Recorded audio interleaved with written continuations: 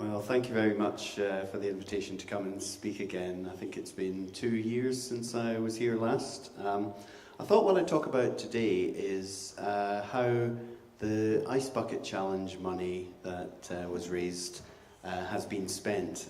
It's hard to believe that it was about 18 months ago now that we had that crazy few weeks where over £7 million was raised for the MND Association.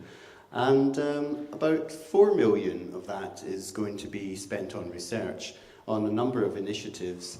In reality, there's going to be over £5 million spent on these 5 initiatives, so we do have to continue to raise the money to make sure that we can afford to do all of this. But I'm going to briefly go through these 5 areas.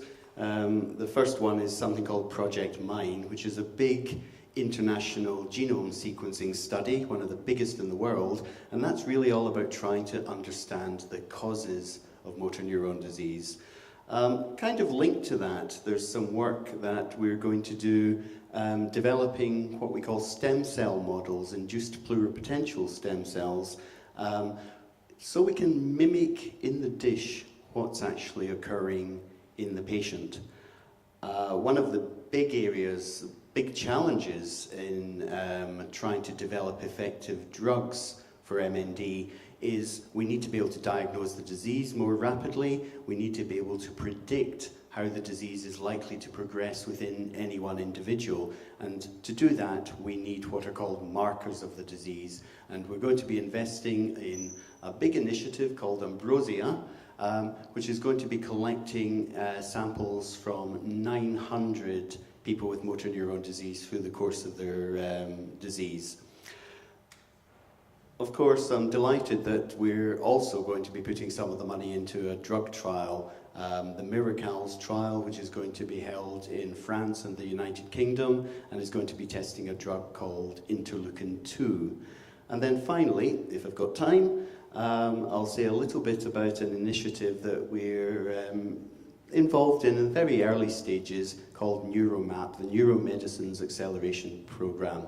And the idea behind this is really to get drug companies to look down the back of the sofa and to see if there are drugs that have maybe been in development but have stalled, or drugs that maybe went through to clinical trials for other conditions but didn't work in those conditions, but the science has moved on now, which means that they could be relevant to diseases like motor neuron disease.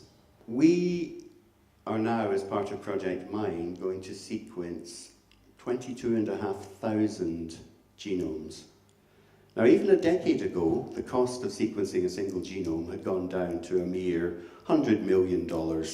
It would still have bankrupted most economies to try and do something like we're trying to do, but the reason we can do it is because the technology has just moved on so rapidly that we can now sequence a whole genetic code for about $1,500.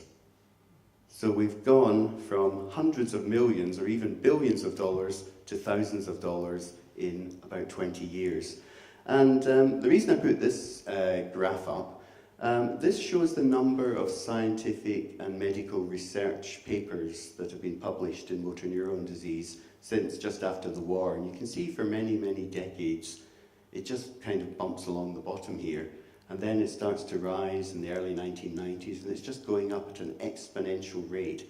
And that is being driven by a lot of the genetic research, these genetic factors that appear to dictate the life and death of motor neurons. So these discoveries are driving this massive increase in worldwide MND research. And I've just put up another couple of rare neurodegenerative diseases for comparison. Huntington's disease, which I'm sure you've all have heard of. One that you may not have heard of called progressive supranuclear palsy. Dudley Moore had PSP.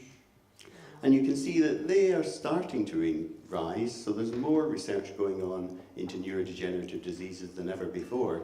But there's something about MND that really has caught the interest of the worldwide research community, and it really is linked to the advances in genetic research.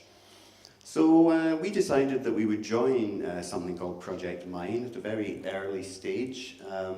This is the logo. It's orange because it's a Dutch-led initiative, and they seem to be very, very comfortable with that colour. And so I met at Gatwick Airport a couple of years ago with a couple of neurologists from Holland who came in. We had the meeting, and they flew straight back out again. And they had this crazy idea that they were going to raid the DNA banks of all the different MND collections around the world and try and sequence all these genomes. And one of the advantages of the Ice Bucket Challenge was that it gave us the opportunity to do this much, much more quickly than we thought we could. So when I said, yep, this sounds like a good idea, we have a DNA bank, we would love to sequence these, but we don't have the money, it will cost us, you know, we can maybe do it over the next 10 years or so. Well, now we're going to do it in probably 2 to 3 years, because we can put a lot of the Ice Bucket Challenge money in there. And indeed, we have agreed to provide about 2,000 samples for Project Mine. We've already actually sent about 1,400 of those off for sequencing. And of course, when you sequence a genome, you end up with lots and lots of letters of genetic code. You end up with about 3 billion base pairs, as they're called, which actually means 6 billion letters of genetic code. Now, that's an awful lot. That will clog up the hard drive of that laptop computer, and yet we're wanting to sequence 22,500 as part of this international consortium. So you really need to start to involve big supercomputers just to store the data, never mind analyze it.